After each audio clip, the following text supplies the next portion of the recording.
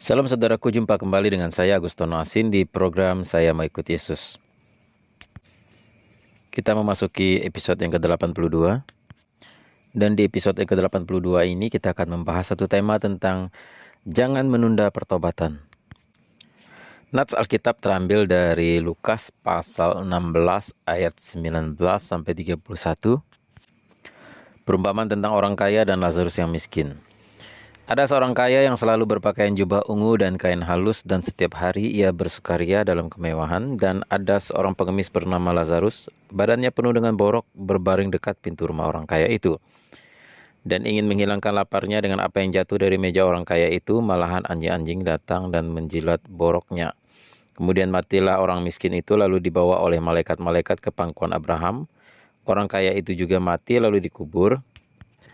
Dan sementara ia menderita sengsara di alam maut, ia memandang ke atas, dan dari jauh dilihatnya Abraham dan Lazarus duduk di pangkuannya. Lalu ia berseru, katanya, "Bapak Abraham, kasihanilah aku. Serulah Lazarus supaya ia mencelupkan ujung jarinya ke dalam air dan menyejukkan lidahku, sebab aku sangat kesakitan dalam nyala api ini." Tetapi Abraham berkata, "Anak, ingatlah bahwa engkau telah menerima segala yang baik sewaktu hidupmu. Sedangkan Lazarus segala yang buruk, sekarang ia mendapat hiburan dan engkau sangat menderita. Selain daripada itu, di antara kami dan engkau terbentang jurang yang tak terseberangi. Supaya mereka yang mau pergi dari sini kepadamu ataupun mereka yang mau datang dari situ kepada kami tidak dapat menyeberang," kata orang itu. "Kalau demikian aku minta kepadamu Bapa, supaya engkau menyuruh dia ke rumah ayahku. Sebab masih ada 5 orang saudaraku, supaya ia memperingati mereka dengan sungguh-sungguh, agar mereka jangan masuk kelak ke dalam tempat penderitaan ini." Tetapi kata Abraham, "Ada pada mereka kesaksian Musa dan para nabi. Baiklah mereka mendengarkan kesaksian itu." Jawab orang itu, "Tidak Bapak Abraham, tetapi jika ada seorang yang datang dari antara orang mati kepada mereka, mereka akan bertobat." Kata Abraham kepadanya, "Jika mereka tidak mendengarkan kesaksian Musa dan para nabi, mereka tidak juga akan mau diyakinkan, sekalipun oleh seorang yang bangkit dari antara orang mati." Judul firman Tuhan yang ingin saya sampaikan di kesempatan ini adalah tentang jangan menunda pertobatan. Saudara yang kasih oleh Tuhan, saya mengenal seorang sales yang menawarkan berbagai macam produk, barang-barang sembako, dan sudah 1 tahun saya mengenal dia. Dan dia memiliki jadwal setiap hari Selasa berkunjung ke tempat saya karena saya buka toko sembako. Jadi kami selalu bertemu dan bercakap-cakap. Dan usianya sekitar 37 tahun. Saudara kasih oleh Tuhan, ketika kami mulai berkenalan dan percakapan kami mulai semakin serius, akhirnya saya baru mengetahui bahwa sales ini sebenarnya adalah orang Tionghoa, satu suku dengan saya. Dan dia ternyata menikah dengan orang yang tidak seiman. Dia berkata bahwa sebenarnya dia adalah orang Kristen, ya, bahkan satu denominasi gereja dengan saya, ya.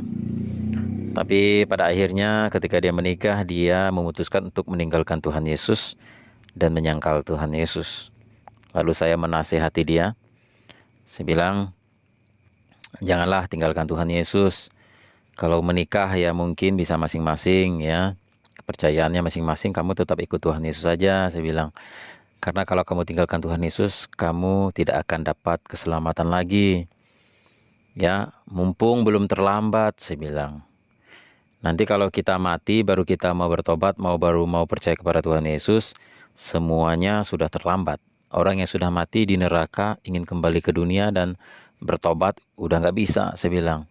"Tidak ada jalan untuk kembali." Saya beritahu dia seperti itu.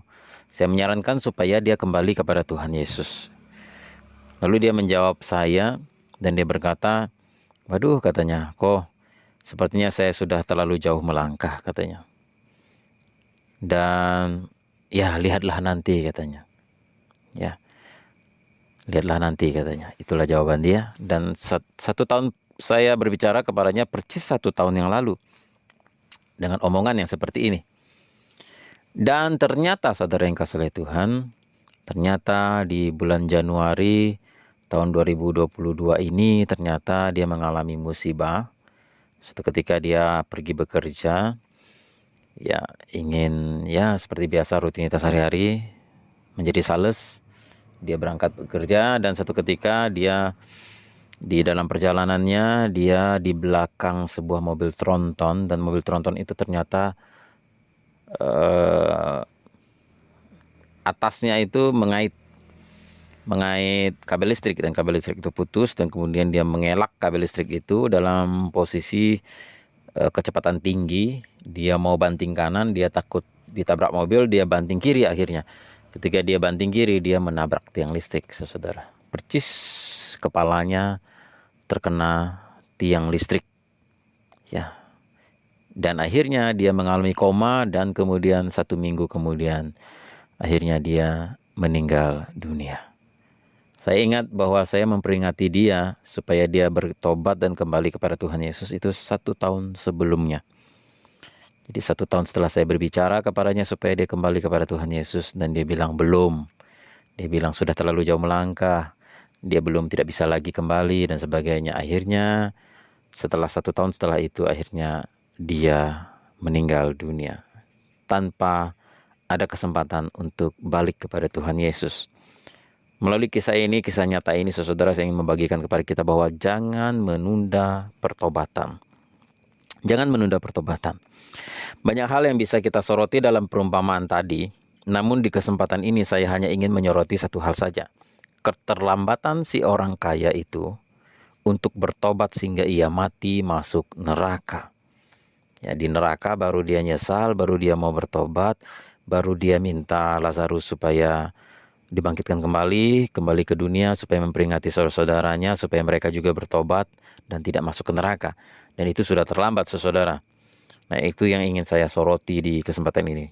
Ada banyak hal kebenaran yang bisa kita bahas melalui perumpamaan ini. Sangat banyak kebenaran yang teologis, kebenaran yang menyangkut kehidupan sehari-hari yang praktis, ya. Tapi saya ingin membahas satu hal saja, bahwa jangan kita menunda pertobatan seperti orang kaya tadi. Orang kaya itu adalah orang yang sangat kaya, yang setiap hari mampu mengadakan pesta, dan di dalam kemewahannya itu ya ada Lazarus yang miskin yang datang meminta pertolongan, meminta makan, tapi dia tidak peduli, sampai akhirnya Lazarus mati. Mungkin mati dalam keadaan terlalu lapar dan sakit, dan kemudian orang kaya ini tiba-tiba mendadak mati juga. Mungkin sakit jantung, stroke, dan sebagainya. Dan kemudian dia dibawa ke alam maut dan dia masuk neraka. Nah, saudara kasih Tuhan, di neraka itulah dia sadar dan dia ingin bertobat, tapi sudah terlambat. Kita lihat di dalam ayat 23 dikatakan, ayat 23, orang kaya itu juga mati lalu dikubur, dan sementara ia menderita sengsara di alam maut, ia memandang ke atas, dan dari jauh dilihatnya Abraham dan Lazarus duduk di pangkuannya. Lalu ia berseru, katanya, Bapak Abraham, kasihanilah aku. Suruhlah Lazarus supaya ia mencelupkan ujung jarinya ke dalam air dan menyejukkan lidahku, sebab aku sangat kesakitan dalam nyala api ini. Di neraka baru dia tahu, ternyata mati dalam keadaan tidak bertobat, akhirnya masuk neraka itu sangat menderita di dalam siksaan api yang membuat dia sangat kehausan, sangat kepanasan. Setetes air saja begitu berharga bagi dirinya. Nah, saudara yang kasih Tuhan, penyesalan orang kaya karena terlambat bertobat, ya, itu kita bisa baca di dalam ayat tadi. Orang-orang yang sudah mati dan ada di neraka memohon kepada kita yang ada di dalam dunia ini segera dan cepat-cepat bertobat. Ya. Sebenarnya kerinduan dari orang kaya itu supaya saudara-saudaranya bertobat. Kalau orang yang sudah mati masuk neraka, kalau dia bisa bicara, kalau dia bisa berkomunikasi dengan kita lagi, seandainya ya, saya percaya dia akan meminta satu hal kepada kita, keluarganya, atau saudaranya, atau yang orang-orang yang dia kenal yang ada di dalam dunia ini. Dia pasti meminta supaya kita yang masih hidup di dalam dunia ini, supaya bertobat. Bukan dia minta supaya diantarkan babi panggang ke kuburan, supaya diantarkan kue bulan ke kuburan, dibawakan dupa, dibawakan persembahan sesajian ini itu, ayam dan sebagainya. Bukan. Pasti yang dia minta adalah supaya kalau dia bisa berkomunikasi lagi dengan kita, dia pasti minta supaya kita bertobat, supaya jangan masuk neraka. Itulah yang terjadi kepada orang kaya tadi. Nah, saudara yang kasih Tuhan, seandainya, tapi memang sudah tidak bisa karena dunia mereka sudah beda dengan dunia kita yang masih hidup di dalam dunia ini ya. Seandainya mereka masih bisa berbicara dan berkata-kata kepada kita, mereka akan minta supaya kita bertobat yang masih hidup ini. Seandainya kita bisa mendengar suara mereka, yaitu orang-orang yang sudah mati dan saat ini ada di neraka, maka Anda akan mendengar mereka memohon kepada Anda supaya segera bertobat, cepat-cepat bertobat, cepat-cepat minta dibaptis. Tinggalkan dosa-dosa dan berpaling kepada Yesus Kristus. Karena apa? Karena masuk neraka benar-benar nggak enak. Itulah yang terjadi kepada orang kaya itu. Saudara, mengapa jangan menunda pertobatan? Karena kita tidak tahu kapan kita mati. Seperti seorang Sales tadi yang saya ceritakan, setahun yang lalu saya sudah peringati dia. Dan dia pikir dia masih 37 tahun, umurnya masih muda, mungkin masih ada 30-40 tahun ke depan baru dia bertobat. Tapi ternyata satu tahun kemudian setelah saya memberi peringatan, ternyata dia meninggal dunia dan tidak punya kesempatan untuk bertobat. Saudara, karena kita tidak tahu kapan kita akan mati, waktunya kapan kita tidak tahu. Jangan menunda pertobatan. Batas akhir dari waktu untuk bertobat adalah kematian. Kita diberi batas waktu, setiap orang itu batasnya adalah kematian. Dan kematian ini adalah misteri, kita tidak tahu kapan kita akan mati. Bisa minggu depan, bisa tahun depan, bisa bulan depan, bisa 2 tahun lagi, 10 tahun lagi, 5 tahun lagi. Dan ingat saudara, kalau engkau belum bertobat, jika minggu depan engkau mati, maka minggu depan engkau berada di neraka. Engkau pindah ke neraka minggu depan. Jika engkau belum bertobat, 2 tahun lagi engkau mati. Tanpa punya kesempatan, kamu tidak memakai kesempatan untuk bertobat, maka 2 tahun dari hari ini, kamu sedang menghitung hari akan tinggal di neraka selama-lamanya. Tidak bisa kembali lagi. Kalau 5 tahun dari hari ini kamu akan mati, maka 5 tahun dari hari ini kamu akan berada di neraka. Maka jangan menunda pertobatan karena kita tidak tahu kapan kita mati. Jika sebelum mati sempat bertobat, maka mati masih bisa masuk surga. Ya, saudara kasih oleh Tuhan, orang kaya dalam perumpamaan itu matinya mendadak, belum sempat bertobat. Makanya jangan menunda pertobatan.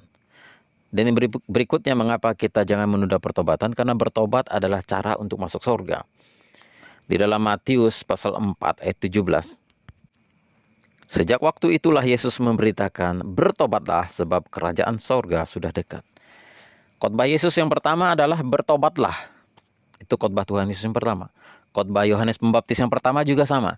Bertobatlah, isinya sama. Sebab kerajaan sorga sudah dekat. Kerajaan sorga sudah dekat ya. Artinya kerajaan sorga dulu jauh, nggak terjangkau, sulit sekali bisa masuk ke sana. Tapi sekarang sudah dekat, sudah mudah, sudah bisa dijangkau. Tapi yang harus kita lakukan adalah bertobatlah, kata Tuhan Yesus. Kata Yohanes Pembaptis. Ya, itulah khotbah yang pertama. Saudara, bertobat adalah cara untuk masuk surga. Surga itu jadi dekat, surga itu jadi mudah terjangkau, surga itu menjadi tidak mustahil untuk bisa kita huni suatu saat nanti. Langkah yang harus kita lakukan adalah bertobat, kata Tuhan Yesus ya. Dan di dalam Yehezkiel pasal 18 ayat 21 sampai 23 juga berbunyi demikian. Tetapi jikalau orang fasik bertobat dari segala dosa yang dilakukannya dan berpegang pada segala ketetapanku, serta melakukan keadilan dan kebenaran, ia pasti hidup, ia tidak akan mati. Segala durhaka yang dibuatnya tidak akan diingat-ingat lagi terhadap dia. Ia akan hidup karena kebenaran yang dilakukannya. Apakah aku berkenan kepada kematian orang fasik? Demikianlah firman Tuhan Allah. Bukankah kepada pertobatannya supaya ia hidup? Dengan jelas ayat ini berkata bahwa jika orang fasik, orang jahat, orang berdosa, dia bertobat dari segala dosanya dan berpegang pada ketetapan Tuhan dan keadilan dan kebenaran, maka ia akan hidup. Artinya ia akan diselamatkan. Dosanya akan diampuni. Ia akan diberikan hidup yang kekal. Ayat 27 sampai 28 berbunyi begini. Sebaliknya kalau orang fasik bertobat dari kefasikan yang dilakukannya dan ia melakukan keadilan dan kebenaran, ia akan menyelamatkan nyawanya. Ia insaf dan bertobat dari segala durhaka yang dibuatnya, ia pasti hidup, ia tidak akan mati. Itu kata firman Tuhan di dalam ayat yang ke-32. Sebab aku tidak berkenan kepada kematian seseorang yang harus ditanggungnya. Demikianlah firman Tuhan Allah. Oleh sebab itu bertobatlah supaya kamu hidup. Dengan jelas ayat ini mengatakan bertobatlah supaya kamu hidup. Kalau kita mau diselamatkan, kita harus bertobat.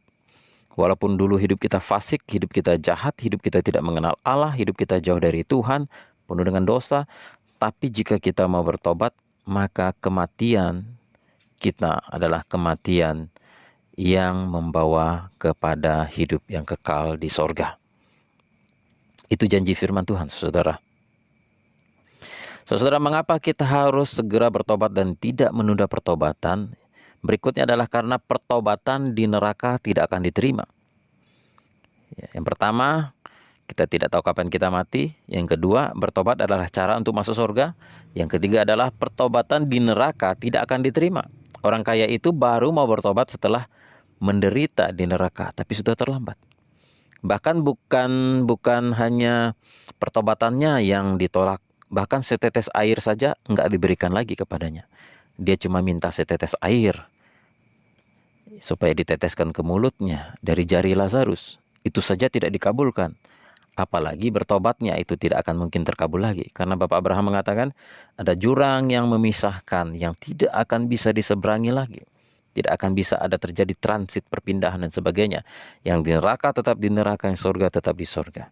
Pertobatan di neraka tidak akan diterima Tuhan.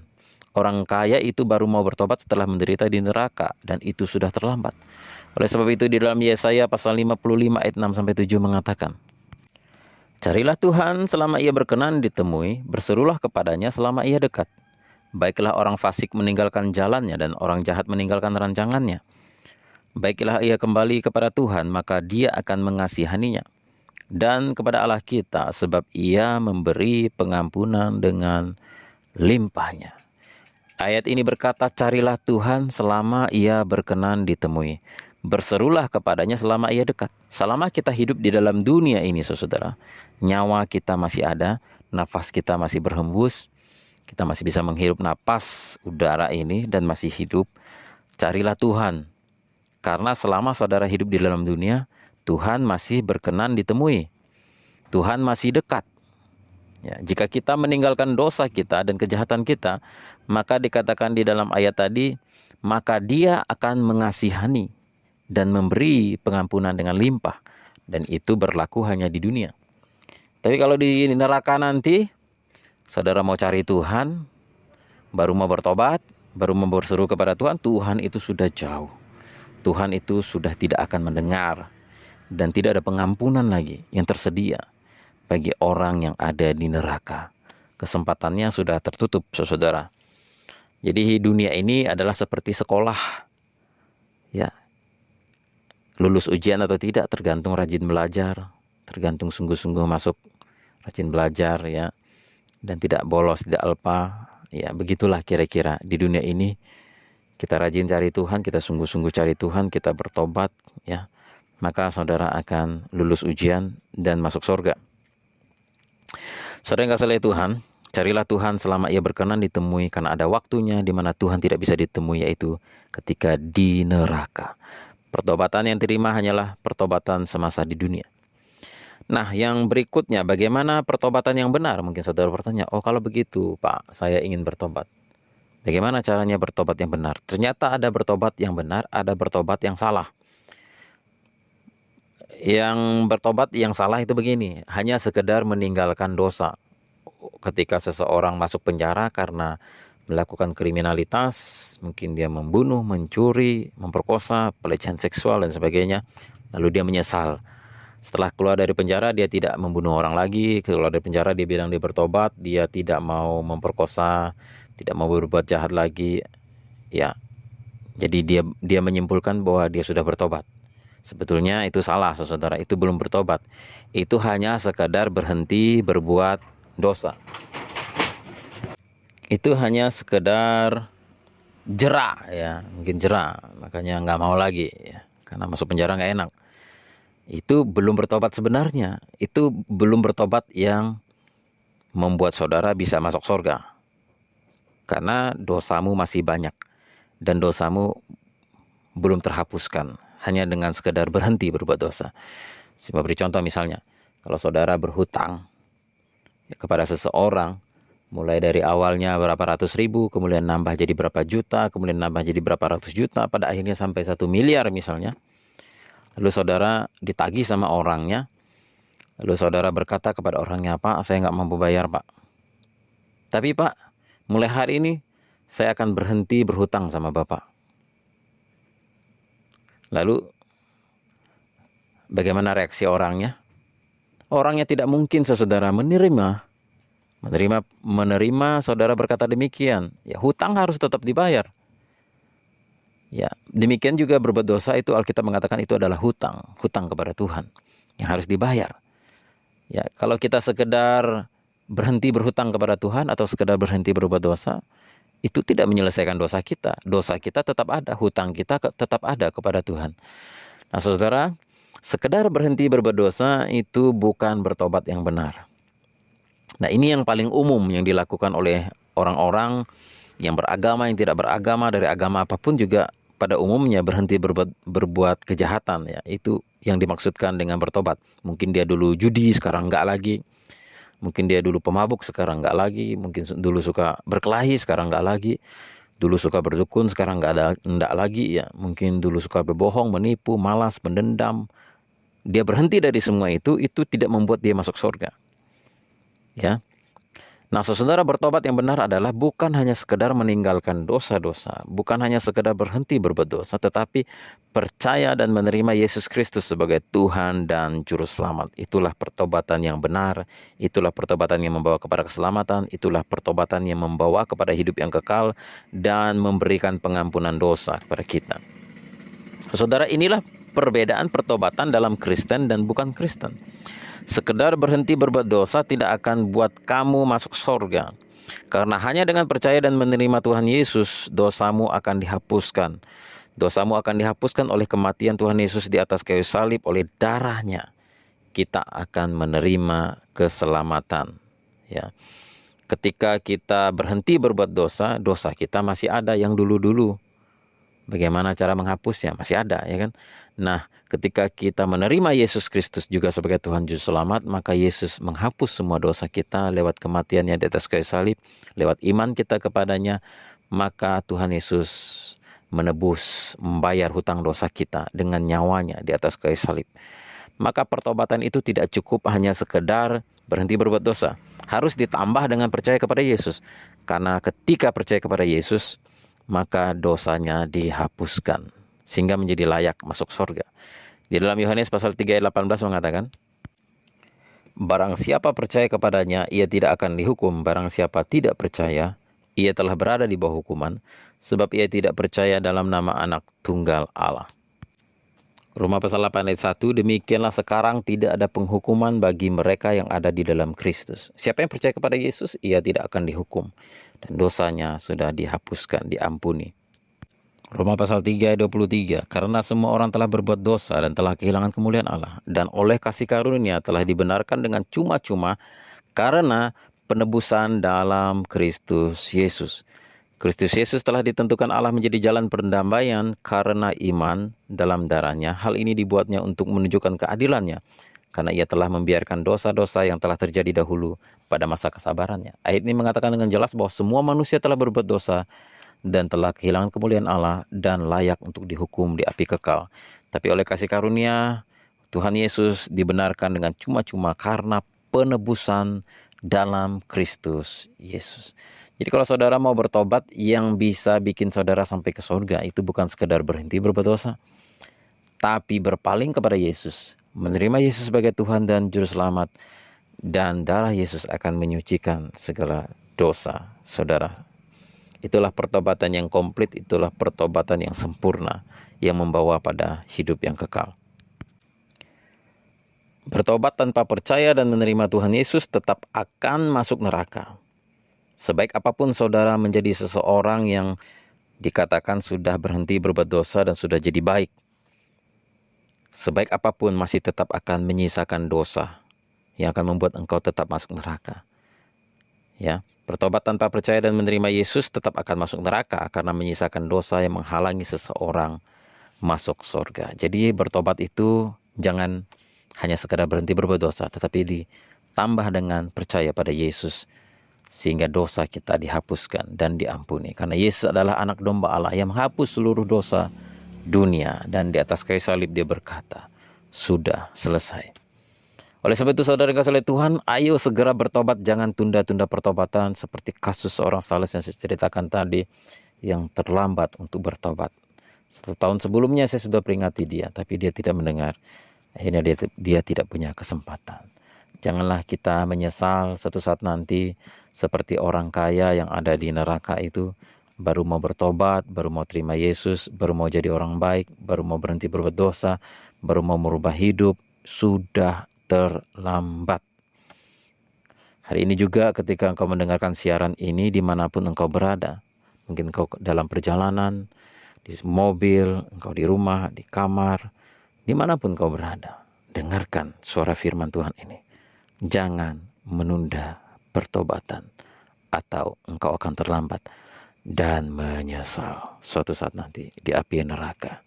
Semuanya sudah terlambat, tidak ada jalan untuk kembali. Saudara, saya berikan kesempatan kepada engkau, siapapun yang mau bertobat hari ini, buka hatimu kepada Yesus. Kalau engkau mau menerima Yesus Kristus sebagai Tuhan dan Juru Selamat, untuk menerima pengampunan dosa, ikutilah doa saya. Saya akan pimpin saudara dalam doa untuk menerima Tuhan Yesus sebagai Tuhan dan Juru Selamat. Tuhan Yesus, hari ini aku datang kepadamu. Aku orang yang berdosa. Ampunilah dosaku, dan aku mau bertobat. Aku menerima Engkau sebagai Tuhan dan Juru Selamatku. Masuklah ke dalam hatiku dan jadilah Juru Selamat dan Tuhanku. Ampuni dosa-dosaku dan hapuskan semua dosa-dosaku. Aku percaya dan berpegang teguh hanya kepadamu sampai selama-lamanya. Amin. Kalau ini menjadi doa saudara, saya percaya saudara hari ini juga namamu tercatat di dalam buku kitab kehidupan, dan suatu saat nanti engkau akan berbahagia bersama dengan Kristus di sorga. Amin.